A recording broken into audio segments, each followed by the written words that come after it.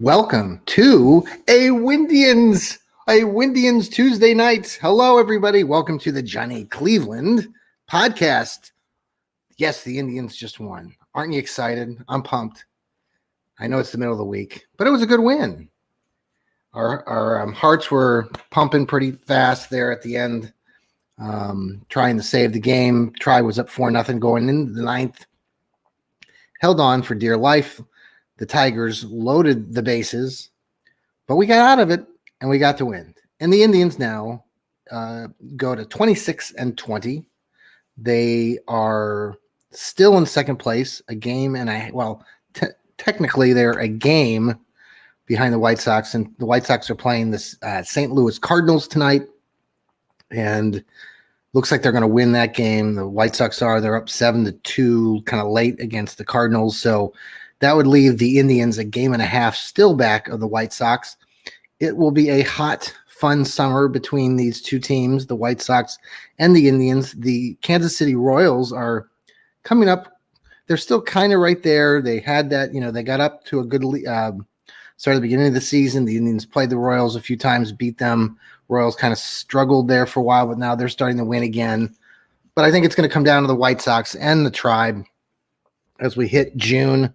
Indians are really, doing some really good things. Aaron Savali was just fantastic tonight. Again, welcome to our show. It's the Johnny Cleveland podcast. You can reach us at the J Cleveland Pod on Facebook and on Twitter. You can also reach me at my Twitter handle, John Suchan, at John Suchan, JOHNSUCHAN. Please follow along.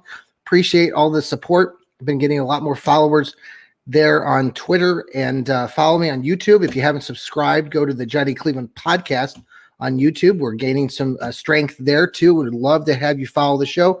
Thanks for joining us. I know it's a late evening, but it's a Windians Tuesday night, and we like to talk about that when the Indians are winning and the Tribe is winning. Before the game started, Zach Plesac, who had pitched the other night, he had an interesting injury and was placed on the injured reserved list today. Apparently, he was taking his shirt off aggressively, according to the Cleveland Indians and their coach, and suffered a fracture in his hand because of the incident and was put on the DL. So we wish Zach Plesac a speedy recovery. Very interesting injury, aggressively taking off part of his clothing. So we can talk about that some other day. Also, there's been all sorts of things out there in Twitter land. We'll just leave it at that. But tonight, Aaron Savali was outstanding. 8 innings, had scattered 6 hits, 6 strikeouts. Just was really, really in control. Savali's won his first game against the Tigers when he started pitching. And he continues to be able to pitch against the Tigers very well. Kind of has their number. And, the Tiger Stadium is a big field there. A lot of room there in center field. Earlier in the game, the Tigers scored their one. Well, they didn't score, but the one kid had hit a deep fly to center field, 420 feet. And it was he got a triple down there, but not many ballparks where you can hit the ball to the deepest part of the field, 420 feet, and it doesn't get out of the ballpark. So, again, but Savali was excellent, just scattered those 6 hits across the 8 innings that he's pitched, and, the Tribe's right there.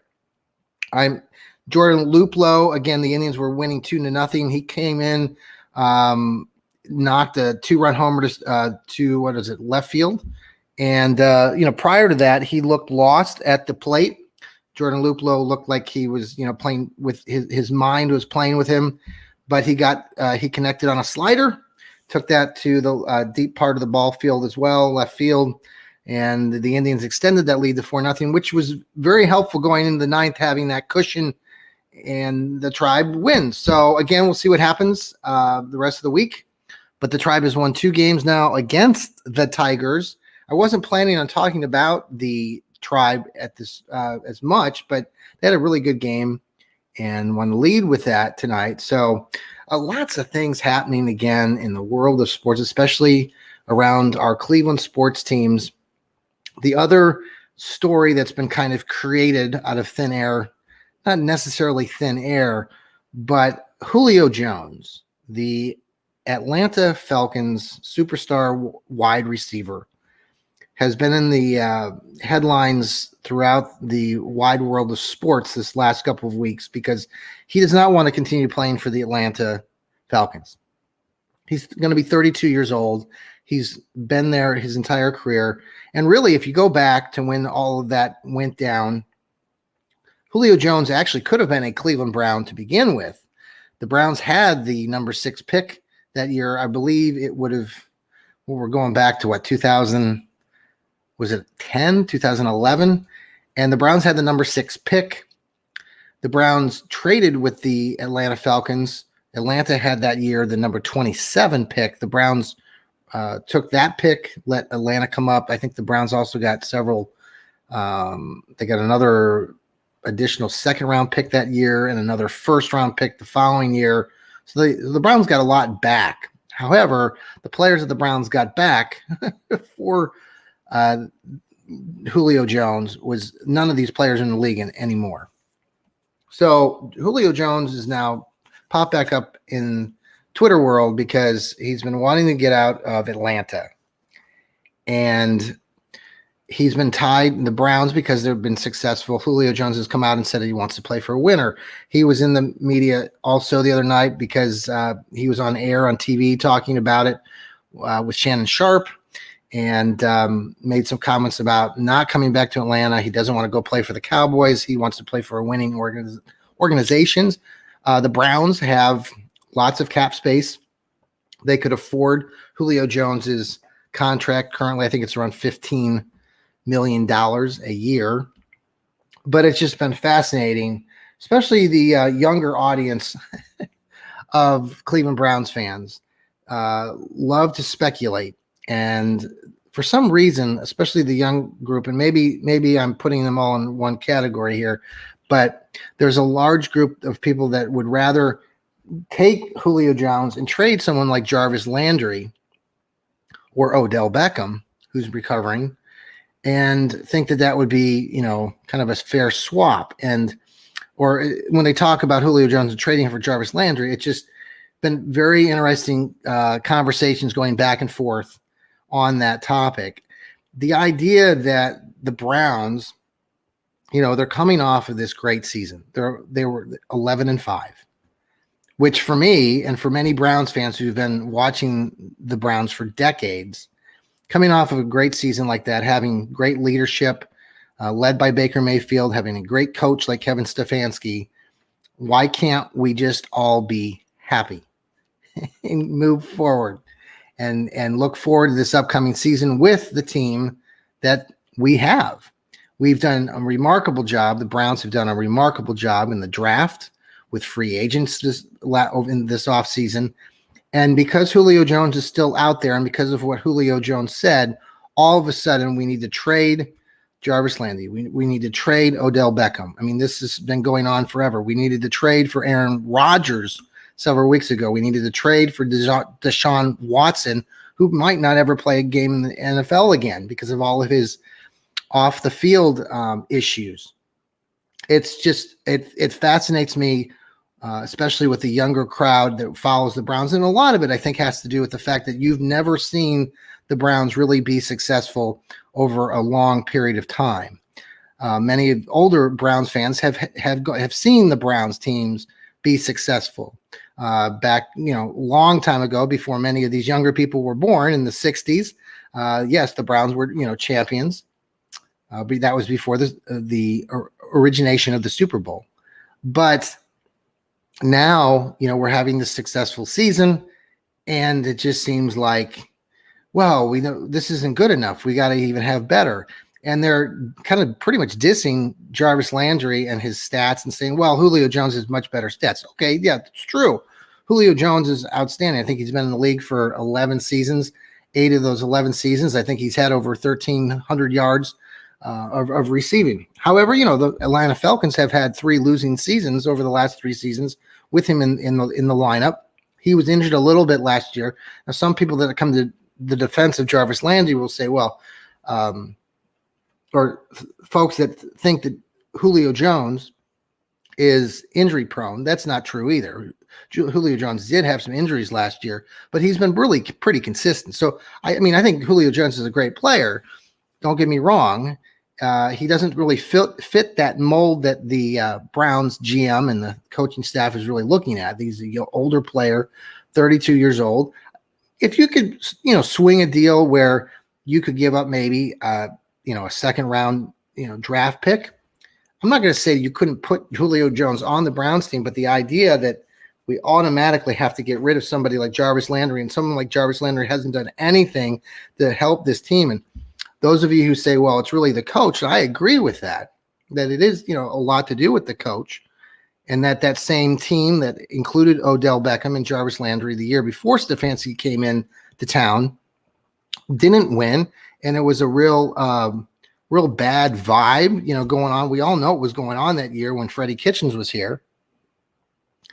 But it's just funny to me. I mean, all of this chatter, we're looking for stories. And, right now that's the hot topic right now is Julio Jones. I really do think it has to come down to like old school, new school sort of Browns fans. And I'm actually working an article for that for Dog Pound Daily. Going to get that out here in the next day or two. Also, so check that. I also write for the King James Gospel. We talk about Cavaliers. Don't have a lot of Cavalier news right now, but I did have a good story that came out this last week about DG Darius Garland and what he kind of did this past season and why we should be looking forward to seeing a lot more of him next year. He does need to work on his defensive side of things. Pretty good offensive player, getting better, especially with his assist total. But we'll have a lot more about the Cavaliers as we get closer to their lottery pick. They did some coin flipping today to confirm kind of the location or the spot that the Cavaliers are going to be locked into to pick for. Well, they didn't actually draw names yet, but they're going to. Basically, the Cavs ended up 5th, so their opportunity to get the number one draft pick in the upcoming NBA draft, that percentage is a little bit less than some of the other teams that are above them. So they'll be doing that here soon. We'll have a lot more talk about the upcoming Cavalier draft picks. So the Indians win the night. The Browns, again, they are the other kind of off-season news today that's more intimate or immediate. Not intimate. Now, we should talk to Zach Plesac about that, right? Having taken off his shirt aggressively. Sounds a little interesting, doesn't it? All right, so the Browns had their off-season workouts today, and apparently one of the players on the Browns tested positive for COVID. And apparently 7 or 8 players had to then leave the facility. I think most of the players have been vaccinated. And I know a lot of these teams in the NBA, in all the major league teams, in baseball, for example, if the majority of the players on the team, like the Indians, they have to reach that 85% where they've all been vaccinated. And so the Indians have done that. So if you are watching Indians games, you'll notice that none of the players in the dugout or the coaches are wearing their masks. And that's because the Indians have reached that threshold. Anyway, lost my train of thought there for a second. Okay, so they had the OTAs today for the Browns. And again, one of these players got COVID. So these players had to leave. So that would tell me that many of these players were not vaccinated or they haven't cleared that protocol. So we'll see what happens. I'm hoping most of these players will continue to get vaccinated. That's only going to help moving forward. Things are starting to open up, here locally. I know many states are not mandating wearing the mask, especially here in Ohio. I think the policy comes into play first part of June. I've gone around some of the local businesses here, and many of these local businesses are not making people wear the mask either. So things are starting to open up. I think some of the ballparks, again, in Cleveland, they're going to have full participation. I even heard here today in Columbus with the our Columbus Clippers, who are the AAA team for the Cleveland Indians. They will have full capacity for attendance for their crowd starting June 15th. So we're going to head down to the ballpark there. They have the Dollar Dog Night down there and down at the Huntington baseball field here in downtown Columbus, Ohio. So we're looking forward to that this summer. All right, getting back, kind of sticking with this sort of COVID thing, and I want to change my tune a little bit, talking a little bit about what's going on with the NBA. And I've talked about this guy a lot, as you've already heard a lot about this guy because he brought a championship to the Cleveland Cavaliers in the city of Cleveland back in 2016. That would be LeBron James. And LeBron has been in the news, not very positively. And to be quite honest, it's surprising. And I'm not going to talk a lot about LeBron tonight, but I did, find a few of these stories this past week to be rather annoying, I guess you would say. When he played for the Cavaliers, we could all excuse it, and we liked it. We thought it was funny sometimes. But I'll just start, on the court. LeBron played in a playoff game earlier this week against the Phoenix Suns. The Lakers lost to the Phoenix Suns, which was the first time I think the Phoenix Suns had won a playoff game, I think, in almost 20 years. Anyway, there was a play late in the game where he gets kind of undercut. I believe it, but it was it Chris Paul? And while LeBron was taking a free throw, and that after he put the free throw up, he got kind of undercut again by this player. Well, when he got undercut, he dramatically made more of it and basically flopped and fell onto the ground. It was a definite flop, but it's been talked about a little bit this week. And if you have a chance to go back and watch the video, he falls on his shoulder and he's acting like it's really bothering him. And then right after that, a bunch of the players from both teams decided to get into a little bit of a skirmish. As LeBron notices that the skirmish is over to the side, you'll notice in this take, and that LeBron gets up and gets himself immersed into this little mix of players to kind of draw more attention back to LeBron. And then LeBron drops to the ground again like he's in agony. So that happened. He wasn't seriously injured. We all know LeBron is, just a very physically fit ball player, and something like what happened during the game would not seriously injure him at all, but he made a lot of it. Well, then later, a couple days ago, or I think it might have been yesterday, they were talking again about apparently a couple nights ago or a couple mornings ago, LeBron had a outside the basketball court. He's working with a group of actually Drake, the singer, and Michael B. Jordan, who was the star actor from like the movie Creed. He was doing a promotional activity with these guys to kind of support they were supporting a tequila brand. And so by doing that, LeBron broke protocol for the NBA and left where he was supposed to be because, they're in the playoffs, and went and did this sort of commercial or promotion thing with these other stars. Well, when he came back, a lot of people were asking him lots of questions, including, have you been vaccinated? And LeBron basically dodged the question. Well, the NBA came back out and sort of supported LeBron, did not discipline him because if you break protocol, you're supposed to be disciplined by the NBA. The NBA decided that it wasn't enough to discipline him, and that those players that had been vaccinated did have permission. Apparently, news to everybody else, but from the NBA kind of created this story to help LeBron. And one of these reporters that was continuing to ask LeBron about the vaccine, again, LeBron said, well, that's a personal matter. And since then, there have been multiple other personalities out there, sports personalities, folks like Stephen A. Smith on ESPN, who really came back out and just sort of really did not support LeBron at all and said, LeBron, you come out and you talk about all these other issues that are hot topics for everybody else out there. And yet when you're asked if you got the vaccine, you wouldn't say yes or no. And you're not in that way, you can't have it both ways. And I quite honestly have to agree with Stephen A. Smith, and I don't normally agree with him. But in this case, it was very, the fact that LeBron did get the vaccine, but he didn't. And I understand, privacy and family, but the idea that he's one of the most globally known personalities in the whole world, for him not to come out and just say, yeah, I got the vaccine.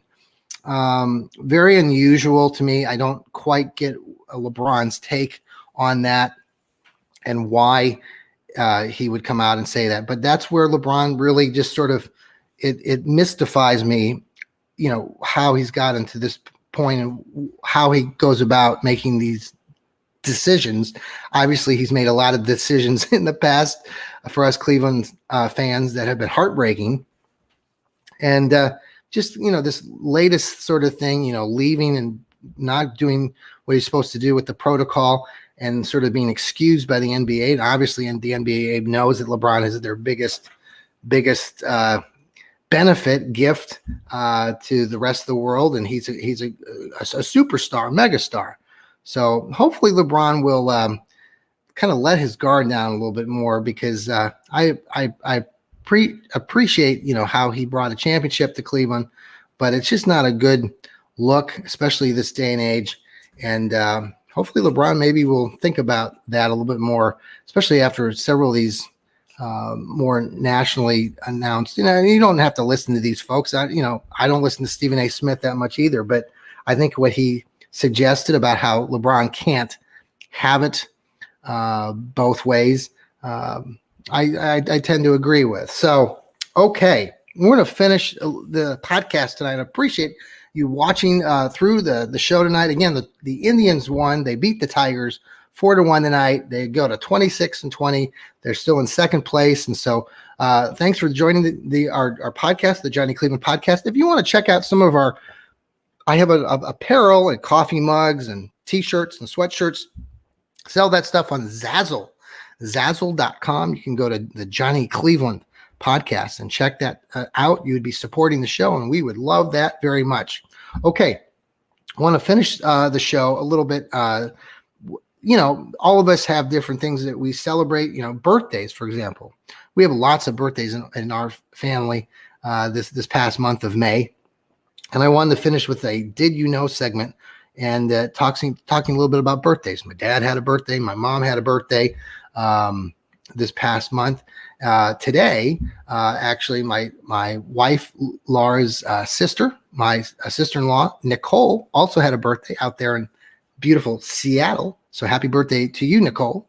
My late cousin, Matt. Matt was a beloved cousin of mine. Unfortunately, he died earlier this past year, and very unfortunate and very sad. And we all miss Matt greatly. I miss Matt greatly.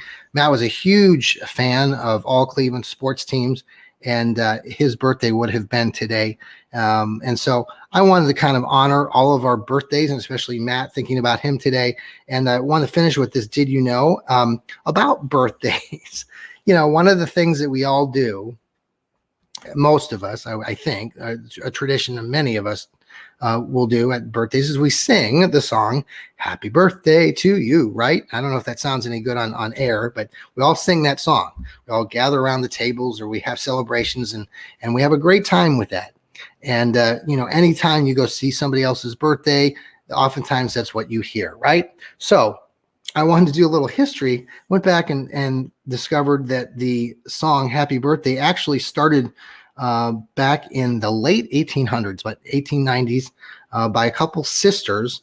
They were a couple ladies from Louisville, Kentucky. Patty and Mildred Hill. Patty and Mildred Hill came up with this song. It originated actually as a song that they sang to, I think it was Patty's. She was a kindergarten teacher. and she would sing the song, "Good morning to all, good morning to all, good morning to all." And when a kid in her class, the kindergarten class, would have a birthday, instead of singing "Good morning to all," they would change the words to "Happy birthday to you." Okay. And so that's how the song originated. Well, it gained popularity, and people throughout the region there started singing it, and it continued to grow. And eventually many people started singing this "Happy birthday to you." Well, apparently, according to how the story goes, Patty and Mildred were getting annoyed and upset because other people were using the song that they thought that they had created. And so by the year 1935, they decided that they wanted to have copyright rules on that. Okay. So anytime somebody would sing it, then they would get the funds from that. Okay. They would get the revenue from that, a little piece of the pie there. So they did that for a while, and then eventually they sold the song. Well, they sold the song in 35 to the company called the Clayton Summy Company.